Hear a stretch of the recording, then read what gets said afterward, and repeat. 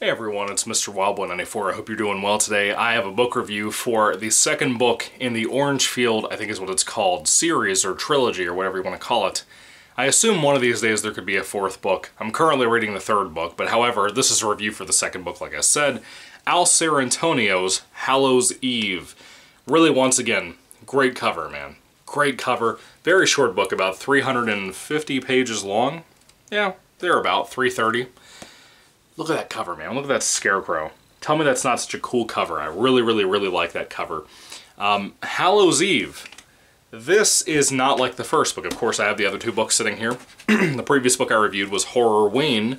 This is the first book. Better cover, but not as good of a book as... Well, this was an okay book, but this was not as good as what I think Hallows Eve is. I'm a little confused on how things worked here, because I'm not entirely sure at this current moment if Hallows Eve came out before Horrorween, and Horrorween is a kind of a more of an anthology type of short story collection with everything kind of melding together, kind of like a VHS or a Trick or Treat if you've read those or watched those. Those are movies, not books. But if you've watched those, it's kind of that general idea. Hallows Eve is a straightforward story, but I noticed in Horrorween, in the front of it, it has Hallows Eve as a previous book published under Al Sarantonio's name. I think it's a little odd. It's coming from Leisure Fiction, by the way. That's what all three of these books are published as. So I'm pretty sure Hallows Eve came out before Horrorween, even though Horrorween is listed as book 1. I don't know. I really don't care, honestly. I'm currently reading the third and final book at the current moment. It's the final book. I don't know if there will be any more in the future, like I said, but this one's called Halloween Land. Really cool cover once again. Probably my least favorite out of all three, but that jack-o'-lantern look is really great, man. I'm about 100 pages into this. There's kind of two stories here. There's the one that's like 240 pages, like the main story, and then there's some kind of like novella or whatever called The Baby, and The Baby is like another 80 or so pages, something like that. It's about 300 pages in total, 330, something like that. Not a very long book either. So where do I even start with this? Horrorween was a very mixed bag for me. I think the anthology itself just wasn't very strong. The short stories and novellas and stuff were not very strong. The beginning of the book was very strong, about a very well-known children's author, children's horror writer, getting these ideas about a character named Sam Hain based on some urban legends around the town in Orangefield. And he started having an epidemic of bees and stuff. And I really liked that book starting off there, and eventually it just phased out after like 80 pages of that great storyline. It just kind of became a really weird, phase-out, oddball story that didn't really work for me. It kind of felt like by the end of the book, I didn't really have the satisfaction of what I thought I would.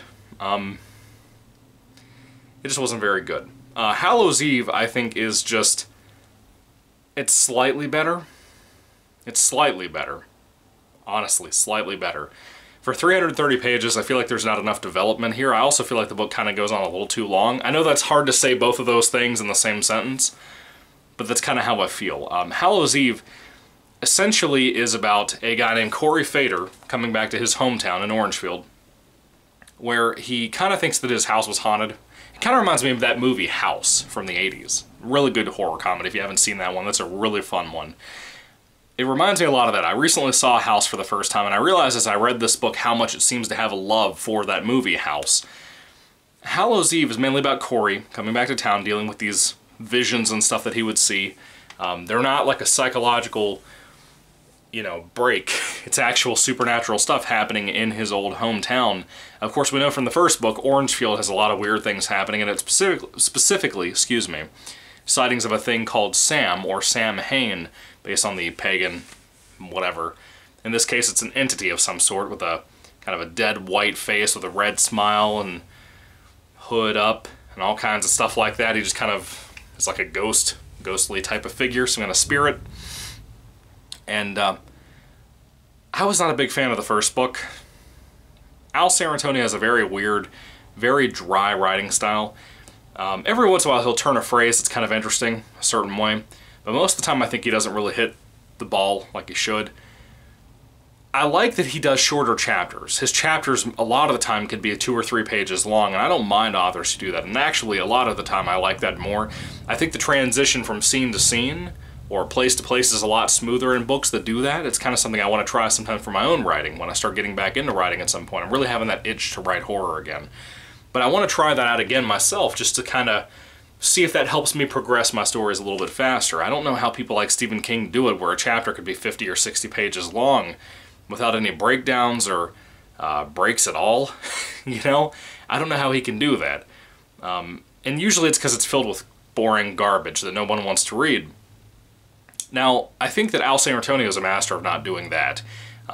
However, like I said, the book, so far the two books I've read from him, Horrorween and Hallows Eve, feel a little empty. I'm glad that this one, Hallows Eve, is an actual novel and not just a novella short story collection, like kind of like anthology tie into each other type of thing, the way Horrorween was. This is a little bit more up what I wanted, you know, a novel. But Corey Fader's not the only main character in here. We also have a character named Bill Grant, I think is his name. He's a cop. He was in the first book for a couple of stories, a little bit of references here and there. And he's a cop who, once again, deals with a lot of the weird supernatural stuff that happens in this town. And by the end of the book, he's tied into the story a lot more than I thought he would be. Usually these books, or this particular book, goes back and forth. Every chapter is back and forth between those two. There's also a young girl named Reggie, whose parents find out that Corey Fader, the main character of the book, sort of kind of main character, that she's having the same experiences that Corey Fader's having, even now that he's come back into town. Stuff like seizures and weird possession situations and stuff. They're realizing that Corey has the same stuff that this little girl Reggie has, their daughter has. It's just an odd situation. Sam Hain is making appearances here and there to people like Bill Grant and Corey Fader and other crazes in the town, and you know, you have a lot of disjointed stuff happening. I think that's the word. That's the word I've been looking for both of these books, Horrorween and Hallows Eve. They feel very disjointed. That's the whole word I wanted to use, because there's a lot of different things that happen in here that just feel like they don't fit into the overall narrative enough, or that they don't fit into the overall narrative at all most of the time. There's like a little thing, like a side situation over here where a guy's trying to murder somebody else, and then a guy over here that's in jail gets murdered, and it's like the characters are so not engaging in these books, in either book. I mean, the first one was kind of okay because it was an anthology, sort of, kind of. So I understand why the characters weren't so important to me and why I didn't remember much about them outside of that children's horror writer that's basically like R.L. Stine. I didn't remember almost anything about any of the characters from the first book going into this one because, you know, the names are all kind of generic. The characters' personalities are kind of generic. It's horror. What do you expect? You don't really have the best characters in the horror genre most of the time. It just didn't... It didn't resonate with me. Does that make sense? Most of the characters did not resonate with me. And then going into this book, it kind of is no different. The characters... If there's a reference to somebody from the first book, it's because I just faintly remember one little line dropped here or there that helped me remember, oh yeah, that was that one person. You know, but there's not a whole lot of that, so don't worry, it's not going to bog you down. But I'm just saying, the character-wise, you're not going to get super invested in this.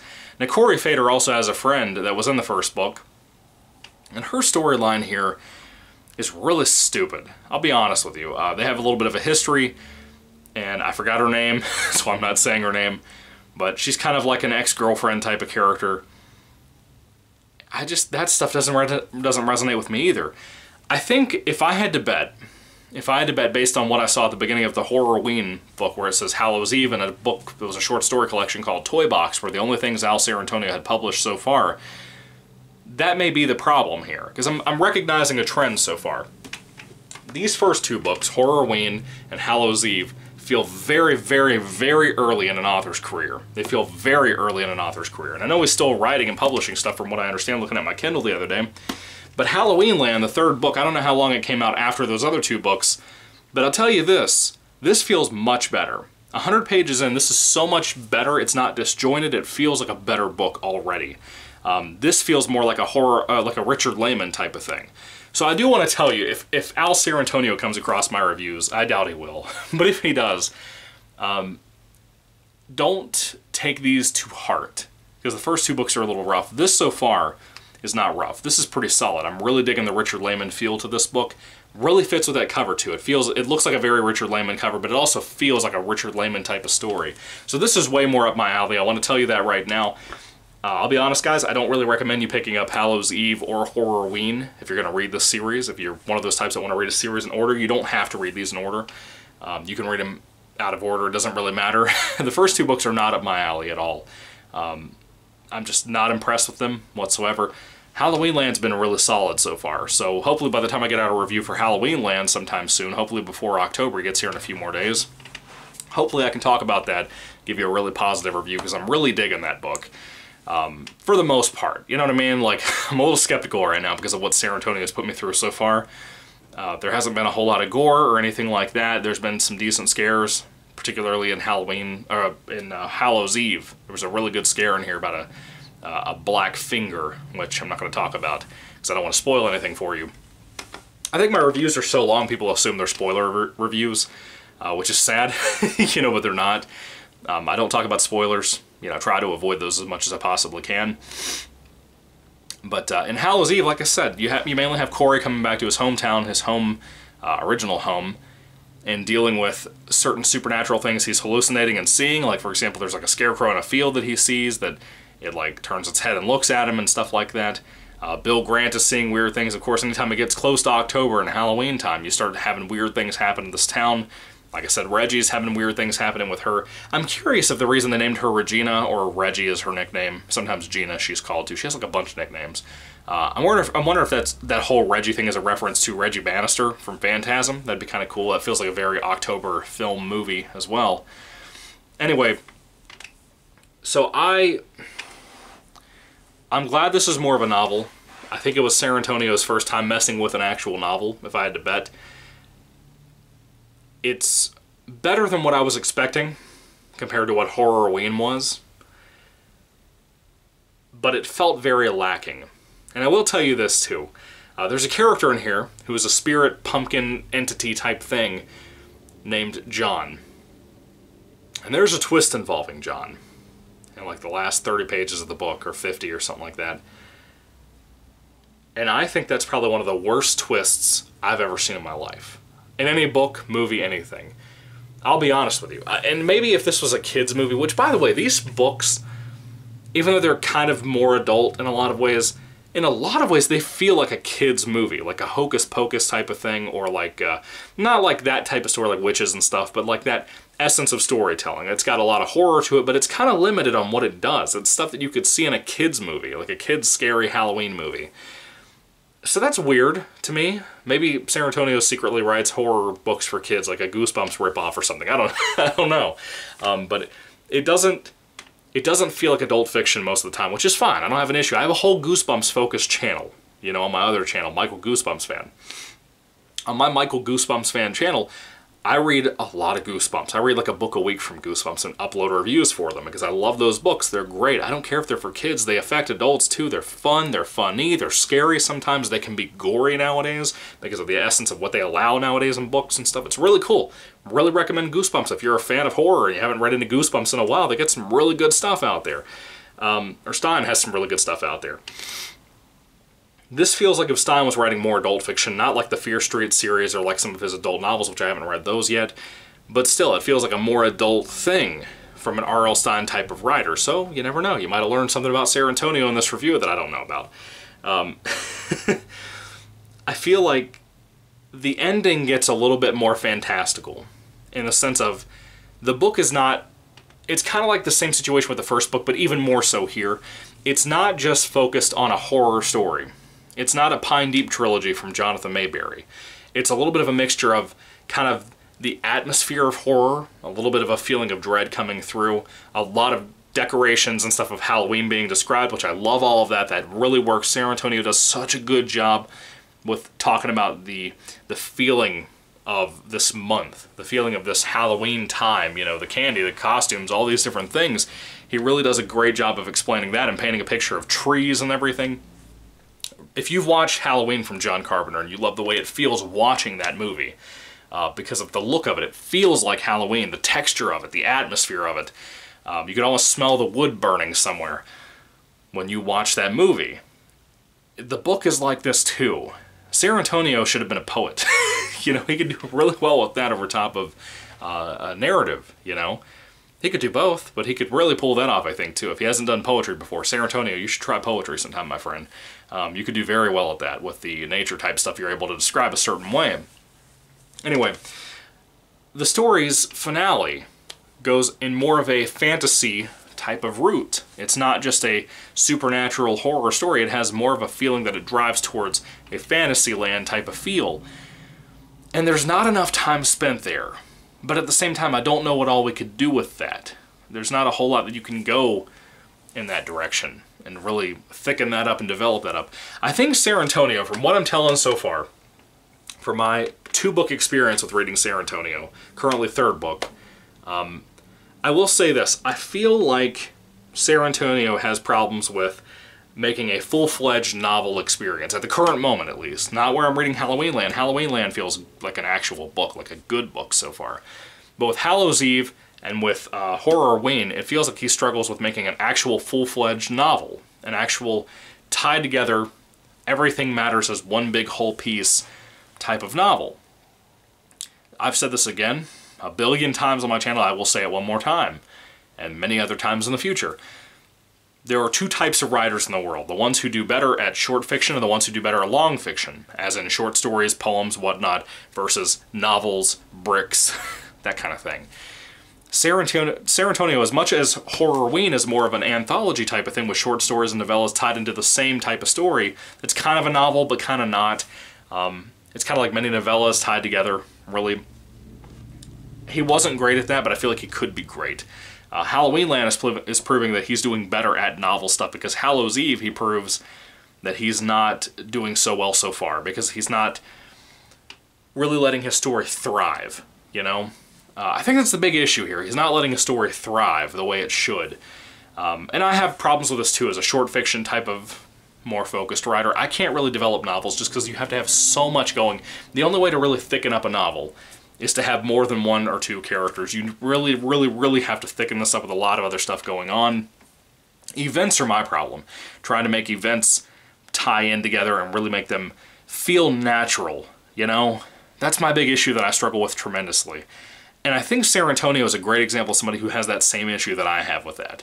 I would love to publish short stories. They don't make any money anymore, though, even the anthologies. When I first got into reading back in 2009, I hated picking up short story collections. If Stephen King published one, I usually would not read it. I would pick it up. I might have read 1 or 2 and just kind of put it on my little sidebar of books I hadn't read yet. But it was from a favorite author, so I just kind of put it on the side. Hadn't read it yet. I struggle so much, so much, with the same issues San Antonio struggles with, so I can identify them immediately when I'm reading his books. At least the first 2 books. Like I said, Hallows Eve, Horrorween, I see exactly those problems. Halloweenland, this stuff is not present anymore. But again, that whole fantasy aspect of the book, it is what it is. I don't really mind it. I think it was kind of a neat direction to take it. I didn't expect we were going to go that direction. I thought the book would end on a very certain, specific cliffhanger. We did not end there.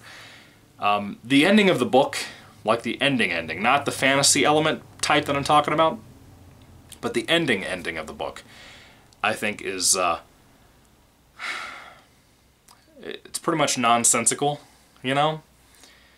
I think that there's not a really good grasp on the lore of these books. Not just by me, but by San Antonio himself. I don't really think he sat down and really mapped out, how does this supernatural element work? What exactly is the design of this? How can I make this less generic? How can I do this or that? That's my overall problem. These first 2 books feel very generic. The lore doesn't feel like lore. I cannot imagine if I was a San Antonio fan and picked up the first book and got the kind of ending I got there, and the kind of experience I got there, and then I pick up Hallows Eve hoping to get more answers, and I got literally nothing. Now, I think Hallows Eve, like I said, I think Hallows Eve came out before Horrorween. But if it did not, I'd be pissed if I went from Hallows Eve to Horrorween or vice versa and didn't get any answers about anything lore-wise. I would have been livid. I would have been so mad because it feels like those 2 have... How can I explain it well? It feels like both of them hint at things to you that you never get a real answer about. And Halloweenland so far feels completely disconnected from those first 2 books. Sorta, kinda. Even so. Now, Grant, the particular character I haven't really talked about, he is, of course, a police officer, a detective, really, a detective, that was mentioned in the first book. There's a couple of stories that revolved around him, a couple of perspective moments for him. Now, Detective Grant, as I've read book 3 so far, Halloweenland, I have liked him more. And he's okay here. He's probably the better character out of all the characters here. Corey Fader has no personality. He just kind of sees things and panics. The girlfriend interest from back in the day, she's bland. Reggie, the little girl, is a little... Yeah, she's just okay. Feels like a grown man riding a young girl. I'm sorry, that's how it feels. It's the truth. She's just kind of in the way, I guess, for me. Sam Hain, the creature, entity, whatever he is, has a focus on Corey and Reggie and what he wants to commit some kind of plan with them. They're important for a reason. It's that kind of book. Like, this character's important because of blah, blah, blah, blah, blah. It's not like... it's kind of like that knockoff Harry Potter syndrome, you know. That part is what it is. But Detective Grant himself, he has a whole thing against Corey. Corey apparently at one point was in a wheelchair. We don't know why. From what I remember, we don't know why. I don't think it's ever told to us. But he was in a wheelchair at one point. His mom was taking care of him. And at some point, somebody had pushed her downstairs and, you know, she died. And apparently this was after a big fight with Corey. And the Detective Grant, you know, he realized that only Corey and his mom were home that day. It had to have been Corey that knocked her down the stairs. Even though I don't understand how he came to that solution that why couldn't it be possible that she just fell down the stairs? What? Like I said, feels very amateur in a lot of ways. And he's also kind of a drunk a little bit too. He hides bottles of stuff around. It is what it is. It's an okay book. It's just okay. It's just slightly better than Horrorween. Horrorween was just... it was too disjointed. Than this feels as a novel, an actual novel, being a little disjointed too, and it just doesn't fit together entirely well for me. And I hate that. I hate making reviews like this because I feel like I'm beating up on San Antonio, and God forbid he ever find the review because I don't want to, you know, hurt his feelings or anything. But as I said, he's clearly improved as a writer, from what I could tell from Halloween Land. He has clearly improved as a writer, clearly improved on storytelling as a narrative. I don't know. Personally, this is me, and I don't mean this in a mean way. I don't want to, at least. I don't understand how these got published. I just don't. I don't know if it was at Leisure Fiction's last couple of legs that they had left in the company trying to make more money.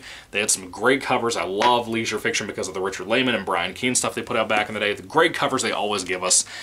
I just don't understand how these got published. Of all the things out there, all the different horror stuff that's out there, I don't understand how these two books, of all things, were picked by Leisure Fiction to get published. They don't feel even complete as books, as standalones. They don't feel complete. And like I said, you don't even have to read these in order, but they don't feel complete standalone either. So that's just kind of my disappointment. I am glad that I bought these books. I only spent like 20 bucks on this whole trilogy of books, which isn't too bad. It's a little more than I wanted to pay looking back now in hindsight. But the covers looked great. They looked like a really fun series to read. And Halloween Land's been pretty solid. And these books have had moments. There's some cool moments in here. Like I said, you have the one about the black finger. I don't want to explain what that means if you haven't read the book.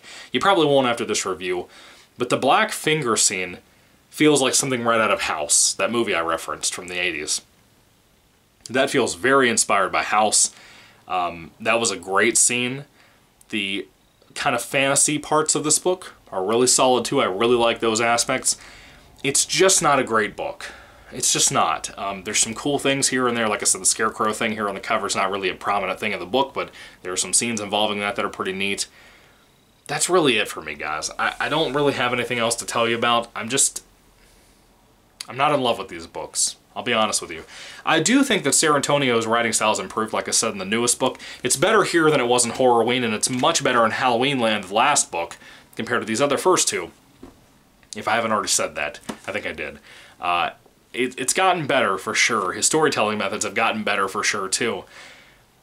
I just think that I would be curious to read the newest San Antonio book. If he's still writing and still publishing, I would love to read his newest work, just to see what he's put out, just to see if he's done something even better, if he's improved even more now. And I'll continue to be a San Antonio supporter. If he's still being published, if he's still alive, whatever, I will be a supporter just because I want the horror genre to thrive. I like his short chapter choices. I know it's a very James Patterson thing to do, not that I have any respect for James Patterson, but I like that shorter narrative, or shorter chapter style. That kind of gave me an interesting thing, like, okay, well, if San Antonio can publish a book and have that, maybe I can one day too. I don't know. But it is what it is. I would love to hear what you guys have to say about Hallows Eve down in the comment section down below. If I had to rate this book on a 5-star basis, I feel like I could give it like maybe a 2 out of 5 stars. I gave the first book the same review, 2 out of 5 for me. I'm just not impressed. I don't see why anybody would freak out about this. It's just not a powerful read. It's not really... I hate to say this. I don't think it's worth your time. I just don't. I hate saying that because I just don't want to go that route. I don't want to be mean like that. I would hope that nobody would ever say that about my books either, but San Antonio is learning. You can tell as you read these books, if you're a writer of any sort, or even a big-time reader, you can tell the difference between a younger writer versus their older self and how much they've developed skill-wise. And this is a great example of that, easily. So anyway, hopefully I have a review, God willing, sometime soon for Halloween Land. Really enjoyable so far. Again, about 100 pages out of the 300 or so that are in here. I can't wait to talk about this and tell you exactly what I think about it, just because I've been so impressed so far with the kind of storytelling. I don't want to tell you too much about it, just because I don't want to spoil the super upcoming review. Anyway, what are your thoughts on Hallows Eve? 2 out of 5 stars for me. I hate kind of being this negative about books. I usually don't feel this negative a lot of the time with them, but sometimes you get a stinker from layman too, like All Hallows Eve. Has almost the exact same title, and it's a rough one. The title and setup are pretty great. The cover's great on that copy that I have too, but the ending of that book is horrible. It's totally a trunk novel. Anyway, what are your thoughts on Hallows Eve? Put it down below. Thank you for watching, guys. God bless you. Have a happy Halloween. It's coming up soon, and I hope to have a Halloween Land review up for you too. I also have a book haul coming up in the next video, so I hope you check that out as well. Anyway, thank you for watching. God bless you once again. Goodbye.